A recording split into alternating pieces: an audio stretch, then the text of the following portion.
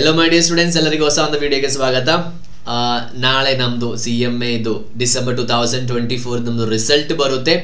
February 21st ಗಿತ್ತು, ಅದನ್ನು 10 ದಿನ ಮುಂಚೆಗೆ ಇಟ್ಟಿದ್ದಾರೆ. ಅದು ಫೆಬ್ರವರಿ 10th ಗೆ 11th ಗೆ ನಾಳೆ ರಿಸಲ್ಟ್ ಡಿಕ್ಲೇರ್ ಮಾಡ್ತಾರೆ. अर्ली ಮಾರ್ನಿಂಗ್ ನಾರ್ಮಲ್ ಟೆಂಡೆನ್ಸಿ ನಾವು ನೋಡೋತಾರ ಅವರು अर्ली ಮಾರ್ನಿಂಗ್ ಅವರು ರಿಲೀಸ್ ಮಾಡ್ತಾರೆ. ಸೊ ನೀವು ಯಾವುದೇ ರೀತಿಯಲ್ಲಿ ಟೆನ್ಷನ್ ಮಾಡ್ಕೋಬೇಡಿ, ಯಾಕಂತ ಹೇಳಿದ್ರೆ ನಾವು ಬರ್ದಿರೋ ಪೇಪರ್ ಅದರ ಬಗ್ಗೆ ನಮಗೆ ಒಳ್ಳೆಯದಾಗಿ ಗೊತ್ತಿದೆ. ನಾವೇನು ಮಾಡಬೇಕು, ಇದೇ ಒಂದು ವೆಬ್ಸೈಟ್ಗೆ ನಾವು ಹೋಗಬೇಕು. ವೆಬ್ಸೈಟ್ ಲಿಂಕ್ ಇಲ್ಲಿ ಕೊಟ್ಟಿದ್ದೀವಿ. ಈ ಲಿಂಕಲ್ಲಿ ಹೋಗಿ ನಿಮ್ಮದು ಎಕ್ಸಾಮಿನೇಷನ್ ಟ್ಯಾಬ್ ಅಲ್ಲಿ ಓಪನ್ ಆಗುತ್ತೆ ಡಿಕ್ಲೇರ್ ಮಾಡಿದ ತಕ್ಷಣವೇ. ಅದರ ಬಗ್ಗೆ tension ಆಗಬೇಕಂತಿಲ್ಲ.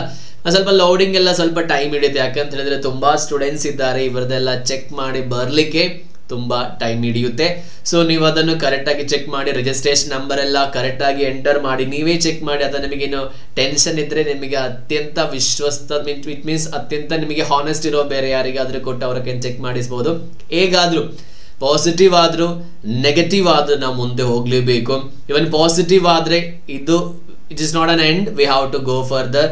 So if you failed, ಇದು ಲೈಫ್ ಏನು ಫೇಲ್ ಆಗಿಲ್ಲ, ಒಂದು ಎಕ್ಸಾಮಿನೇಷನ್ ಮಾತ್ರ ಫೇಲ್ ಆಗಿದ್ದೀವಿ.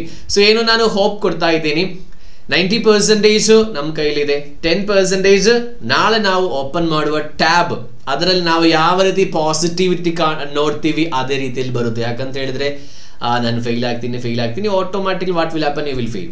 So what you have to think, so I will get a good marks, I will pass in the examination.